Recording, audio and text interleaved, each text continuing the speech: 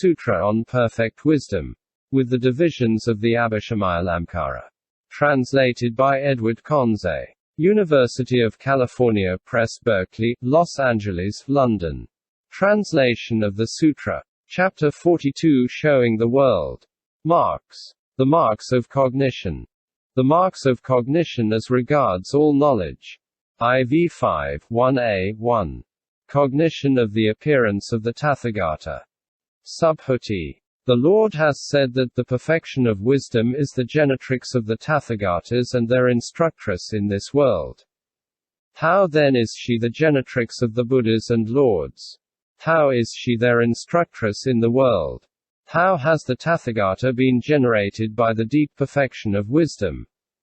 And what is it that the Tathagata has proclaimed as the world? The Lord. The 10 powers of a Tathagata have been generated by this deep perfection of wisdom.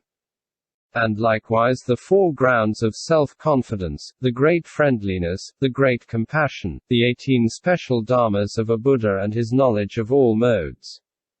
It is through these dharmas that a Tathagata becomes manifest. That is why it is this deep perfection of wisdom which has generated the Tathagata. Cognition of the world. Subhuti. What is it that the Tathagata has proclaimed as the world? The Lord. The 5 skandhas. Subhuti. And how have the 5 skandhas been shown up by the perfection of wisdom? The Lord. The perfection of wisdom does not show up these 5 skandhas as crumbling or crumbling away, as being produced or stopped, as being defiled or purified, as undergoing growth or diminution, toiling or withdrawal from it, nor does it show up past, future or present dharmas.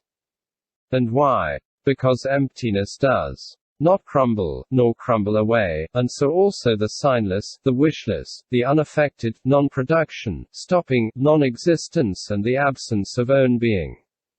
It is thus that the Tathagata has proclaimed the deep perfection of wisdom as the instructress in the world. Cognition of the thoughts and doings of all beings. T is also thanks to the perfection of wisdom that those who know the thoughts of others can wisely know the thoughts and doings of countless beings. Though in this deep perfection of wisdom no being or concept of a being can be apprehended. No form or concept of form. 2. No knowledge of all modes, or concept of the knowledge of all modes. It is thus that this deep perfection of wisdom instructs the Tathagatas in the world, but she does not show up form, 2. All knowledge. And why? Because even the perfection of wisdom itself does not exist in the perfection of wisdom, nor can it be apprehended in it. How much more so with form, 2. The knowledge of all modes. Cognition of collected and distracted thoughts. Moreover, the Tathagata wisely knows collected and distracted thoughts as they really are, as collected and distracted thought. And that applies to the thoughts of all beings. As many as there are. Conceived under the concept of beings, with or without form.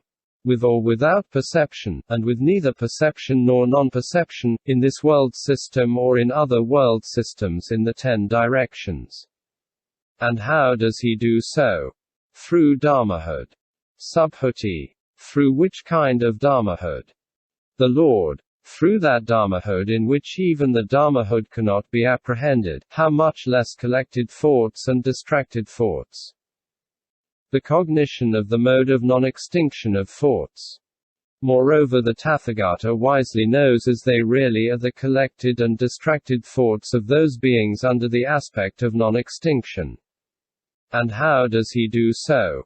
He wisely knows those thoughts in the aspect of their stopping, their forsaking, their peaceful calm, their vanity, and their isolatedness. The cognition of the world. Moreover, the Tathagata wisely knows as they really are thoughts with greed, hate, or delusion, and thoughts without greed, hate, or delusion. Subhuti. And how does the Tathagata wisely know thought with greed, hate, or delusion, as it really is? The Lord. The thought which is with greed, hate, or delusion is not the thought as it really is. And why? Because thought as it really is cannot be apprehended, nor can the dharmas which constitute thought, how much less a thought that is with greed, hate, or delusion. And how does the tathagata wisely know thought without greed, hate, or delusion as it really is? A thought marked by absence of greed is not a thought marked by its presence. And why? Because there can be no meeting of two thoughts. The same applies to hate and delusion. The cognition of extensive thoughts. Moreover, the tathagata, thanks to this deep perfection of wisdom, wisely knows as it really is the extensive thought of other beings and persons as extensive thought. And how does he do so? Here the tathagata wisely knows as it really is that the thought of other beings and person is neither expanded nor contracted, for it does not grow or diminish, does not come or go. And why? Because of thought no own being can be apprehended which could effect an expansion, too. Which could come. The cognition of thought which has gone great. Moreover the tathagata, thanks to this perfection of wisdom, wisely knows as it really is of other beings and persons the thought which has gone great as thought which has gone great. And how does he do so? Because he does not review of those thoughts the coming or going, the production or stopping, the stability or alteration. And why? Because those thoughts have no own being which could come or go, be produced or stopped, be stable or altered. The cognition of unlimited thoughts. Moreover, thanks to this perfection of wisdom, the tathagata wisely knows as it really is of other beings and persons the unlimited thought as unlimited thought. And how does he do so? Because with regard to this thought he does not review that it is, nor that it is not, nor does he review it as discontinuous, or as not discontinuous. And why? Because unlimited trends of thought have no support. Since for them there exists no foundation on which they could be firmly grounded. The cognition of thoughts as undefinable. Moreover, thanks to this perfection of wisdom, the tathagata wisely knows as it really is of other beings and persons the undefinable thought as undefinable thought. And how does he do so? Because he wisely knows as they really are those thoughts as without marks, as devoid of own being, on account of the emptiness of own marks. The cognition of thoughts as imperceptible. And the same with imperceptible thoughts. Because those thoughts of others are not perceived by the five eyes of the tathagata. The cognition of thoughts with affirmation. Moreover, thanks to this perfection of wisdom, the tathagata wisely knows they really are of other beings and persons the thoughts which affirm or negate, which are drawn in or stretched out. And how does he do so? He wisely knows that wherever they may arise they are all dependent on the five skandhas. We take such statements as the tathagata continues to exist after death. The tathagata does not continue exist after death, the tathagata neither does nor does not continue to exist after death, then these statements refer to the skandhas only. The same applies to statements such as, eternal are self and the world, just that is the truth, everything else is delusion.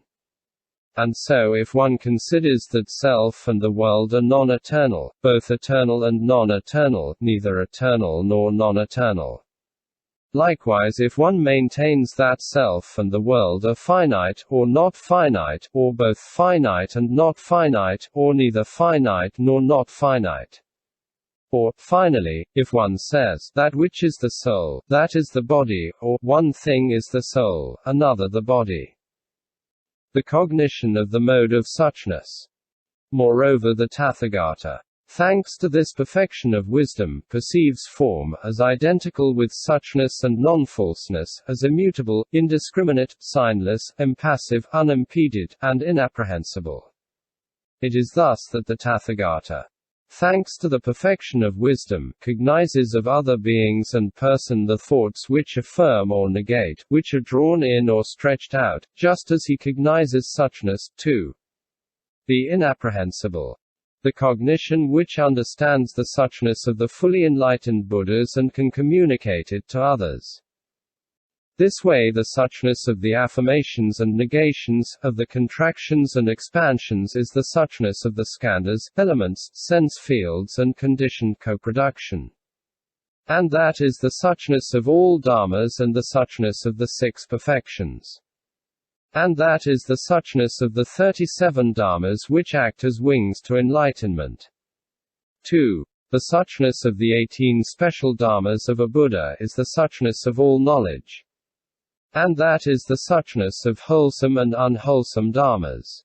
And that again is the suchness of the dharmas which are worldly and supramundane. With or without outflows, with and without faults, with and without defilements, defiled or purified, conditioned or unconditioned. And the suchness of the conditioned and unconditioned is the suchness of past, future, and present dharmas. And that again is the suchness of the streamwinner, and that the suchness of the fruit of a streamwinner, too.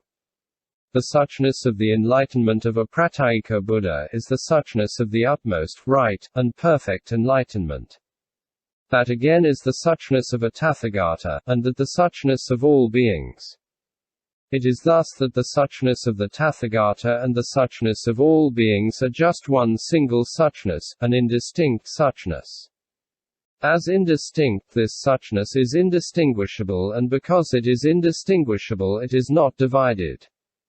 This is the suchness of all dharmas which, thanks to the perfection of wisdom, the tathagata has fully known. In this way this suchness of the perfection of wisdom is the genetrix of the tathagatas, and in this way this perfection of wisdom is the instructress in the world. It is thus that the tathagata cognizes the suchness of all dharmas, their non-falseness, their unaltered suchness. And it is because of this suchness that the tathagata is called a tathagata. Subhuti. Deep, O Lord, is this suchness of all dharmas, their non-falseness, their unaltered suchness. It is through this suchness that the enlightenment of the Buddhas, the Lords, has been revealed. Who else, O Lord, could firmly believe in it, except for irreversible bodhisattvas, great beings, or persons who have achieved right reviews, or arhats whose outflows have dried up? 2. These deep dharmas have first been fully known by the tathagata and then they have been declared. The Lord, for suchness, subhuti, is inexhaustible. And why is it inexhaustible? Because of the inexhaustibility of all dharmas. This is the suchness of all dharmas which the tathagata proclaimed after he had fully known the supreme enlightenment. End chapter 42.